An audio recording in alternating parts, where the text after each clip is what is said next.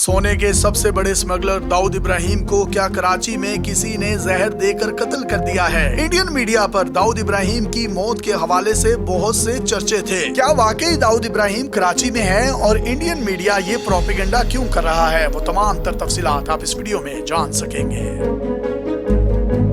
एक वक्त था जब भारत के सनती दारुल हुकूमत कहलाने वाले शहर मुंबई पर जराइम पेशा अफराद का गलबा था। कारोबारी लोगों से भत्ता वसूल किया जाता, लोगों की जमीनों पर कब्जे होते, सोने और कीमती चीजों की स्मगलिंग होती, रोजाना की गैंग वॉर में कई माओं के लाल मारे जाते। इसी दौरान एक पुलिस कांस्टेबल के बेटे ने अपनी एक ऐसी दहशत कायम की जिसकी मिसाल पूरी दुनिया में कहीं नहीं मिलती। उसने जराइम का इतना बड़ा ग्रोह कायम किया जो रोजाना करोड़ों रुपए की कमाई कर रहा था। इस ग्रोह का नाम डी कंपनी और इसका सरगना दाऊद इब्राहिम था, जो इंतहाई पुरस्कार शख्सियत था। इसकी चंद ही तस्वीरें मौजूद हैं जो बहुत ज्यादा पुरानी हैं, जिसकी वजह से कोई नहीं जानता कि अब दाऊद इब्राहिम दिखने में कैसा लगता है।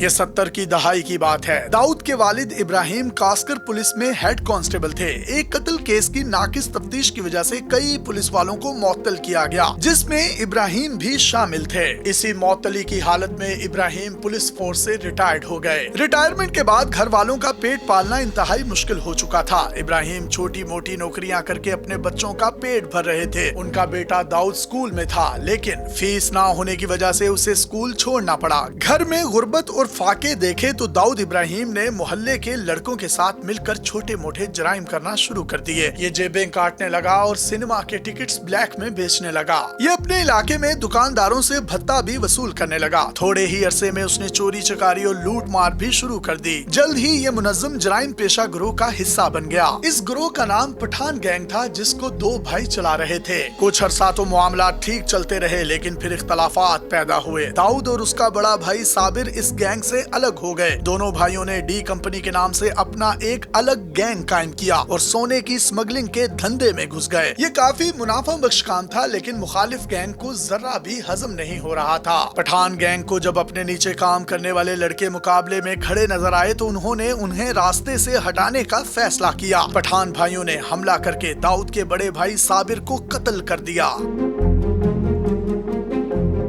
दाऊद ने बाद में अपने भाई के कत्ल का बदला लिया और दोनों पठानों को कत्ल कर दिया। इसके बाद दाऊद का अंडरवर्ल्ड की दुनिया में एक बड़ा नाम बन गया। ये स्मगलिंग के बेताज बादशाह हाजी मस्तान की नजर में आ गया, जिसने इसे अपनी शागिर्दी में ले लिया। यूं दाऊद इब्राहिम की सोने की स्मगलिंग की दुनिया में एंट्री हुई और वो पाप की दुनिया में मुकम्मल तौर पर दाखिल हो गया। पठान भाइयों के केस की वजह से दाऊद को कुछ अरसा जेल में भी गुजारना पड़ा। जमानत पर रिहाई मिली तो ये 1986 में दुबई फरार हो गया और वहीं से अपना गैंग चलाने लगा। मुंबई में छोटा राजुन, अब्बू सालम, छोटा शकील जैसे कई कारिंदे दाऊद के काम संभाल रहे थे। हर तरफ उसकी दहशत फैली हुई थी। ये बड़े बड़े प्रॉपर्टी डीलर्स, सनतकारों और अमीर लोगों से भी भत्ता वसूल करते। दाऊद इब्राहिम का नाम अब इतना बड़ा हो चुका था कि उसके एक फोन कॉल पर तमाम के तमाम काम हो जाया करते थे। उसके कारिंदों को सिर्फ यही धमकी देनी होती थी कि भाई की दुबई से कॉल आई है। उसके बाद बड़े से बड़ा आदमी भी पसीने में नहा जाता था। दाऊद इब्राहिम दुबई से अपना नेटवर्क चला रहा था, जिसमें नित नए लोग हर रोज शामिल हो रहे थे।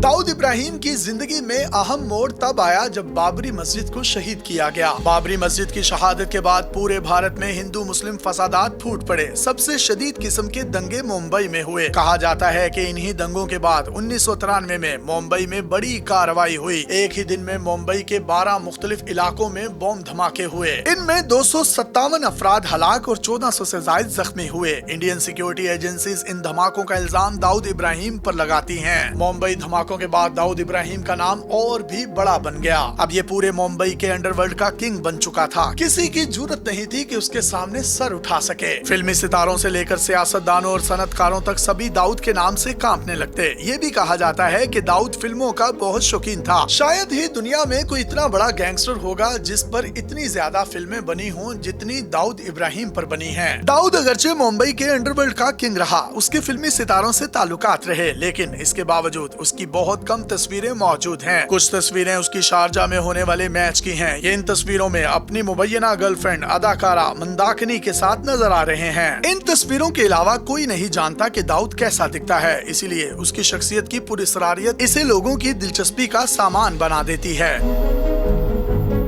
93 के धमाकों के बाद दाऊद इब्राहिम दुबई से भी फरार हो गया। इंडियन हुकाम का इल्जाम है कि ये पाकिस्तान के शहर कराची में मौजूद है। इंडिया की जानिब से कई बार दाऊद इब्राहिम की हवालगी का मुतालबा भी किया जा चुका है, लेकिन पाकिस्तान इसे झूठा इल्जाम करार देता है। पाकिस्तान और इसकी एजेंसीज का मौकिफ है कि दाऊद इब्राहिम कराची में मौजूद नहीं। कुछ रोज पहले इंडियन मीडिया की हेडलाइंस में ये आ रहा था कि दाऊद इब्राहिम को किसी शख्स ने जहर देकर कराची में कत्ल कर दिया है। इस बात में कितनी सच्चाई है, इसके बारे में कुछ भी कहना अभी कबलिज़ वक्त है। अपने मेजबान यासिर शामी को पाकिस्तान के सबसे बड़े digital media network daily Pakistan से इजाजत दीजिए और देखते रहिए डेली पाकिस्तान। अल्लाह हाफिज।